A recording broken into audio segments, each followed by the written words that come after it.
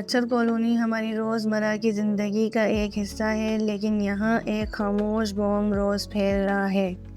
روزانہ یہاں plastic bags, bottles اور ریپرز ڈسٹ بن کے بجائے گلیوں اور نالوں میں پھیل جاتے ہیں۔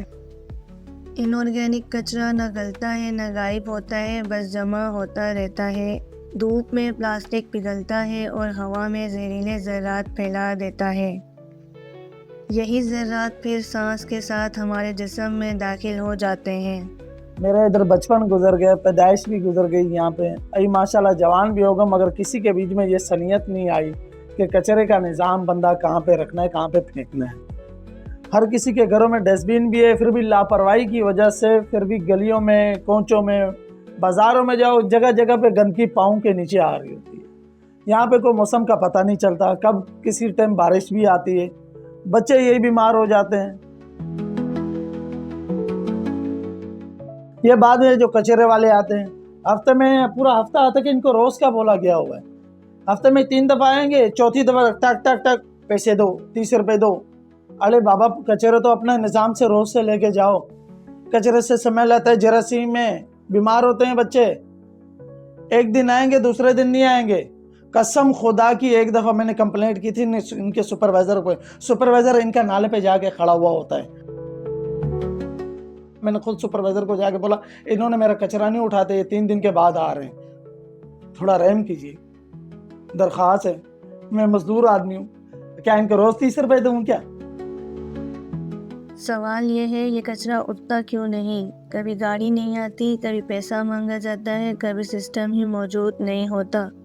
تنگ گلیاں، بڑی آبادی اور پراپر بینز کی کمی اس مسئلے کو اور بڑھا دیتی ہے۔ اگر سیگریگیٹڈ اس کی ہولڈنگ ہوگی تو یہ ہوگا جو ہم انآرگینک ویسٹ کو آپ ریسائیکل کر سکتے ہیں، اس کے بائی پروڈکٹس بنا سکتے ہیں، ریسائیکلنگ فارمز کو دے سکتے ہیں۔ ان کیس اگر آپ اس کو سیگریگیٹڈ ہولڈنگ نہیں کریں گے تو کیا ہوگا کہ جو انآرگینک ویسٹ ہے وہ ضائع ہو جائے گا۔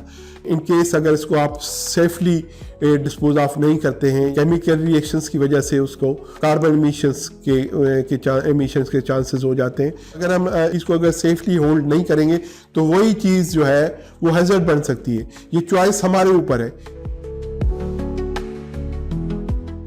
ہم نے کراچی میں ہم پائلٹ پروجیکٹس ہم اسٹیبلش کر چکے ہیں۔ 25 ٹنس کے ہم نے ریسائکلنگ پلانٹ سے ایک شرافی جی ٹی ایس اور دوسرا بلدیہ جی ٹی ایس پہ ہم اسٹیبلش کر چکے ہیں۔ تیسرا جو ہماری ساؤتھ کی کمپنی ہے، اس نے خان چورنگی سے متصل انہوں نے ایک ماڈرن ریسائکلنگ پلانٹس اسٹیبلش کیا ہے۔ M D Sindh solid waste management Tariq صاحب کے مطابق گورنمنٹ اپنی طرف سے مختلف سولوشنز پر کام کر رہی ہے، مگر بہت حد تک یہ مسئلہ آگاہی کا بھی ہے۔ سوال یہ ہے کہ انفرادی طور پر ہم کیا کر سکتے ہیں؟ گھر میں ایک الگ ٹوکری صرف پلاسٹک کے لیے رکھ دیں، اس سے گلی میں پھینکا جانے والا کچرا آدھا ہو جاتا ہے۔ پلاسٹک بیگز کو دوبارہ استعمال کریں، روٹی رکھنے، کچن ویسٹ یا اسٹوریج کے لیے۔ کم ویسٹ یعنی کم مسئلہ۔ بوتل کو کرش کر کے پھینکنا چھوٹا سا قدم ہے، مگر گٹر بلاک ہونے سے بچاتا ہے۔ ہر گھر صرف اپنے دروازے کے 2 فٹ ایریا کو صاف رکھیں، اس سے پوری گلی آدھی صاف نظر آتی ہے۔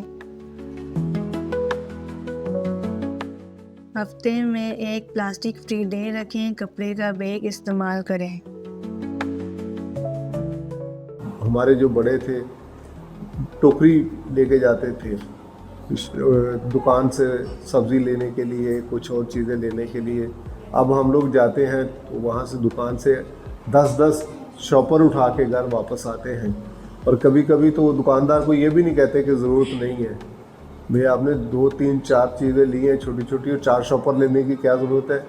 ایک شاپر میں ڈال لیں ان کو، ٹھیک ہے۔ سبزی آپ نے 2 3 لی ہیں، اور کیا ضرورت ہے کہ آپ 4 شاپر لے کے آئیں گھر میں؟ آپ شاپر تھوڑا بڑا لے لیں، اس کو اسی میں ڈالتے جائیں، اگر وہ ڈل سکتی ہے، ٹیکنیکلی کوئی اس میں وہ نہیں ہے کہ وہ خراب ہو جائے یا کچھ مکس۔ اب تو یہ وہ چیزیں جہاں پہ ہمیں اپنا رول پلے کرنا چاہیے۔